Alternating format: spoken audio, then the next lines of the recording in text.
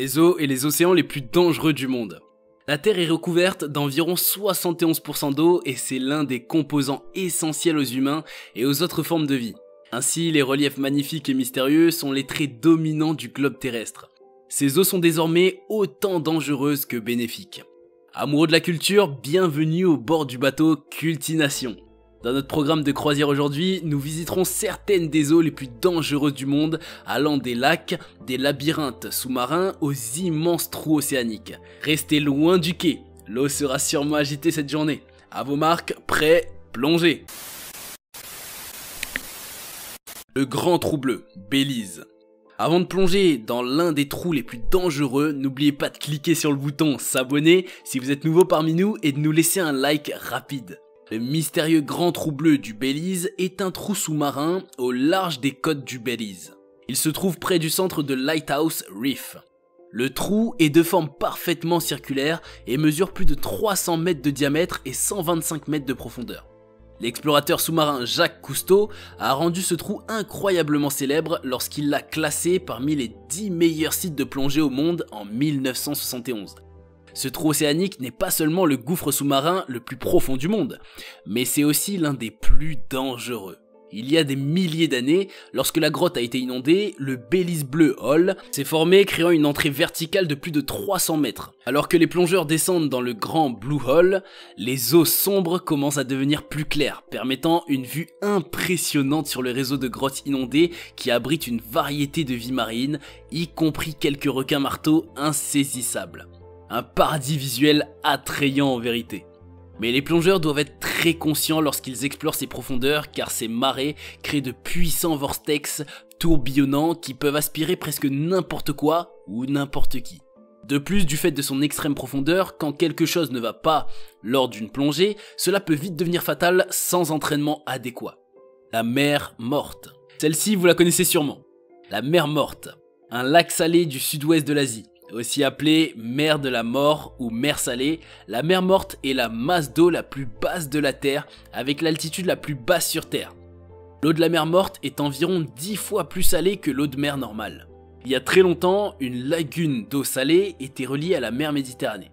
Le mouvement des plaques tectoniques africaines et arabes a déplacé la Terre entre la mer morte et la rose méditerranéenne. Conséquent, cela a coupé l'approvisionnement en eau de mer de la mer morte, la laissant ainsi enclavée. La mer est alimentée par les eaux des sources d'eau douce et des aquifères et, faute d'écoulement, l'eau s'accumule dans la mer morte puis s'évapore dans le désert chaud laissant derrière elle du sel. Mais la mer morte est-elle vraiment morte? La réponse est a priori oui. Vous pouvez vous attendre à ne pas trouver d'oiseaux, de poissons ou de plantes dans et autour de la mer en raison de ces eaux bleues inhospitalières, à 1412 pieds sous le niveau de la mer. La baignade peut malgré tout être impressionnante et unique, vu que personne ne peut en réalité plonger dans l'eau de cette mer. Tout flotte là-bas. Mais attention, je vous dis pas d'y aller vous baigner. La mer morte ressemble-t-elle au genre d'endroit où vous aimeriez aller nager? Que pensez-vous que vous verriez dans ces eaux? Croyez-vous qu'il y a réellement des choses mortes dans la mer morte? Dites-le nous dans l'espace commentaire. Les alligators de Rio. L'eau en elle-même n'est pas autant dangereuse que les créatures qui y résident. Des reptiles tels que les crocodiles américains, les alligators, le basilic et les grands iguanes sont couramment observés dans les environs des fleuves. Tapis dans les canaux obscurs de la vallée du Rio Grande, le plus grand reptile d'Amérique du Nord rôde furtivement à la recherche de proies. Mâchant occasionnellement un poisson, une tortue, un oiseau ou un mammifère imprudent, les alligators américains sillonnent les voies navigables interconnectées. Capables d'atteindre environ 15 mètres de long et pesant plus de 100 kg, ces énormes prédateurs peuvent se déplacer étonnamment vite lorsqu'ils attrapent une proie. Personne ne sait combien d'alligators à pleines dents habitent les zones lacustres de Rio.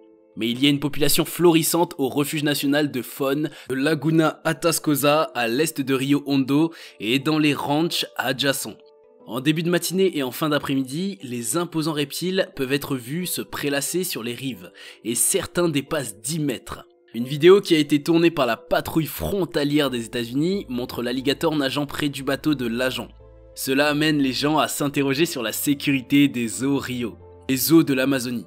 Toujours sur le continent américain, découvrons l'une des merveilles géologiques du globe, l'Amazonie. Depuis l'arrivée des Européens sur le continent sud-américain, l'Amazonie est devenue une légende, un royaume plein d'aventures mais semé d'embûches. Même son nom, Amazon, est le résultat de rencontres fatales avec ses habitants indigènes, car les premiers explorateurs espagnols ont confondu les guerriers des tribus de la jungle sud-américaine avec les anciennes Amazones, légendaires femmes combattantes d'Asie et d'Afrique, comme décrit par les historiens grecs. Aujourd'hui, notre connaissance de l'Amazonie n'est pas aussi étendue que la plupart des autres environnements sur Terre. Et cela donne lieu à la fois à son attrait fascinant, mais aussi aux appréhensions parmi les personnes souhaitant visiter les dangers du fleuve Amazon et des créatures qui s'y trouvent et dans sa forêt tropicale voisine. La taille même du bassin amazonien a contribué à son mystère, tout comme le fait qu'il reste pour la plupart inexploré à ce jour. En tant que l'une des zones les plus riches en biodiversité de la planète, l'Amazonie abrite sa juste part de bestioles effrayantes et de créatures monstrueuses, ce qui intégra son nom dans la liste des eaux les plus dangereuses du globe. Le lac de Michigan. Passons maintenant aux eaux douces avec le lac de Michigan, qui se connecte au lac Huron par le détroit de Mackinac au nord. Le lac mesure 517 km de long et il a une largeur maximale de 190 km. Pendant les chauds mois d'été, l'eau peut atteindre des températures adéquates, ce qui la rend incroyable pour la baignade.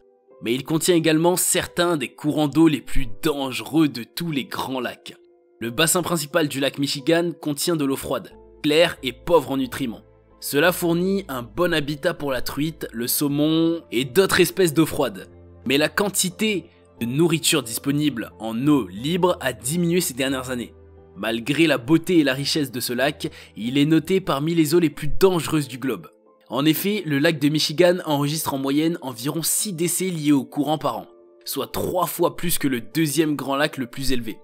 Il peut également avoir de grosses vagues incroyablement puissantes pouvant atteindre des hauteurs de 20 à 23 pieds. La leçon qu'on peut tirer est que le danger peut nous atteindre dans le plus calme et beau des environnements. Le puits Jacob. Le bateau Cultination plongera un peu plus profondément maintenant vers Jacob's Well. Le puits Jacob est peut-être la plus longue grotte sous-marine du Texas et une source artésienne qui fournit plusieurs milliers de gallons d'eau par minute. Il agit comme le cours supérieur du ruisseau Cypress qui traverse Wimberley dans le Trou Bleu, puis dans la rivière Blanco. La zone naturelle est l'une des zones géologiques naturelles les plus importantes du Texas Hill Country. Ce puits naturel de 30 pieds alimenté par une eau de source incroyablement cristalline est une attraction de longue date pour les habitants du Texas pendant les mois d'été étouffants. Lorsque les colons sont arrivés pour la première fois sur Jacob's Well vers 1850, ils n'ont pas rencontré de trou de baignade.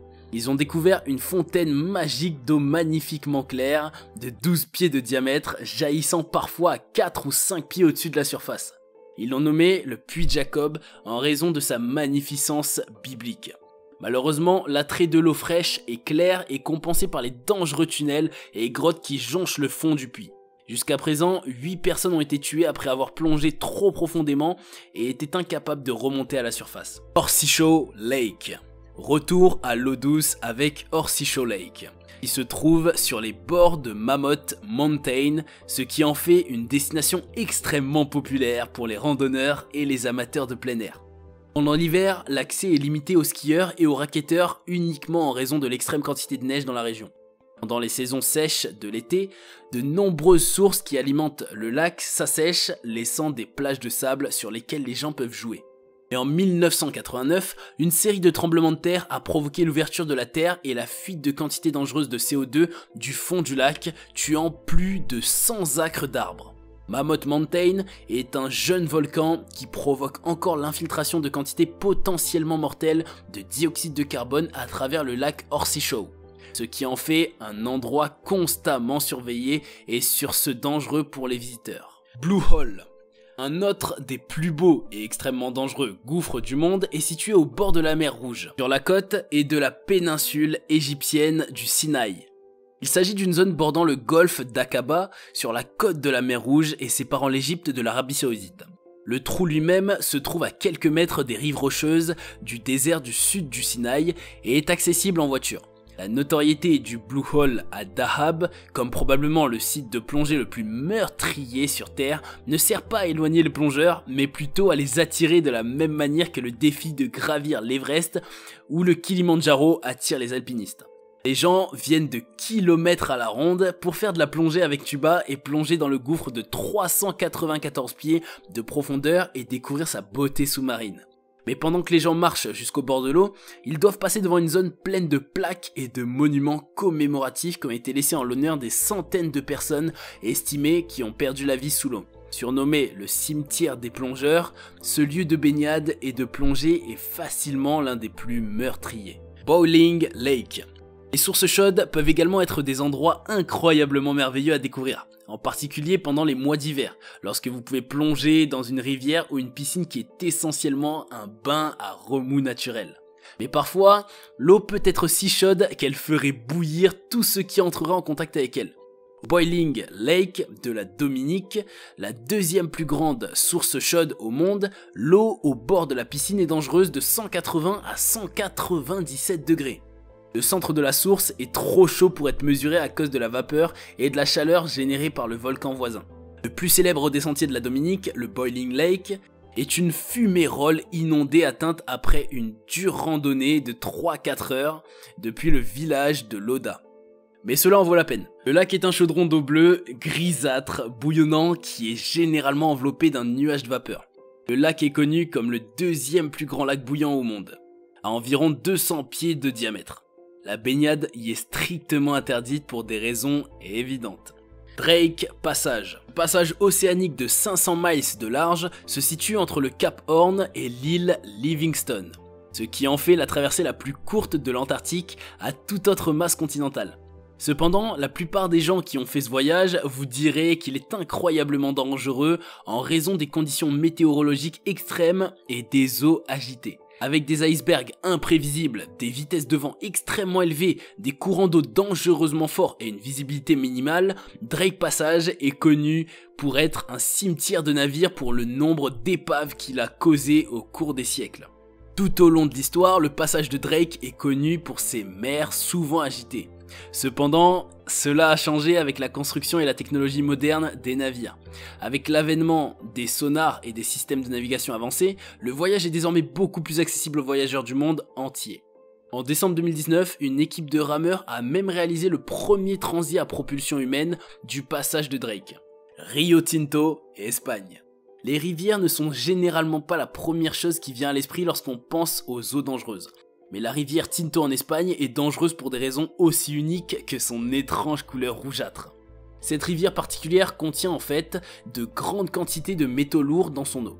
Le cuivre, le fer et d'autres métaux se dissolvent régulièrement dans l'eau depuis le sol, ce qui en fait un endroit où personne ne voudrait jamais nager, encore moins s'approcher de sa bouche. Après que des fouilles à grande échelle par des entreprises du Royaume-Uni au 19e siècle aient rendu la rivière extrêmement dangereuse pour les gens en raison du niveau d'acidité élevé, la multinationale Rio Tinto Company a été créée pour exploiter les mines. Rio Tinto ne gère plus le fleuve, mais à la fin du 20e siècle, il était devenu l'une des plus grandes sociétés minières du monde.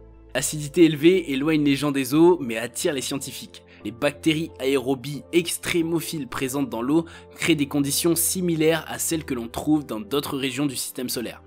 La lune de Jupiter Europa par exemple contiendrait un océan acide sous sa surface. Lac Kivu. Toujours dans l'eau douce, ce lac est un lac qui contient une forte concentration de gaz qui est mesurée à 55 milliards de cubes de méthane au fond. Vous serez surpris d'apprendre que le lit du lac se trouve dans une vallée du Rif qui se sépare lentement, provoquant une activité volcanique dans la région, ce qui signifie que le moindre tremblement de terre provoque une énorme explosion qui peut évaporer les personnes qui l'entourent. Un danger imminent. Le lac Kivu a une côte accidentée et déchiquetée et contient de nombreuses îles, dont la plus grande est Ijiwi. Il faisait autrefois partie d'une des plus grandes masses d'eau qui remplissait un creux structurel dans la terre. Les épanchements volcaniques le long de sa rive nord ont créé un barrage qui séparait le Kivu du lac Édouard, lac Idi Amin Dada, a barré l'écoulement nord du Kivu et a inversé son drainage vers le sud à travers la rivière Ruzizi dans le lac Tanganyika. Les eaux de notre planète sont des endroits incroyables. Les océans, les lacs, les rivières et les sources se rejoignent pour former certains des endroits les plus intéressants de la planète. Mais il est facile d'oublier à quel point le danger peut être impliqué. Même s'il s'agit du plan d'eau le plus beau et le plus tranquille, il pourrait contenir un certain nombre de périls invisibles. Par la même occasion, je vous invite à aller regarder notre vidéo sur les secrets que nous cachent les océans. Comme la vidéo d'aujourd'hui, elle est aussi riche en informations utiles et est super bon à savoir. Je vous mets le lien juste là. En attendant, je crois que nous sommes arrivés à la fin de notre croisière. Avant de descendre, veuillez nous laisser un souvenir en likant la vidéo et en s'abonnant à votre page culturelle préférée, Cultination. A bientôt pour une nouvelle vidéo.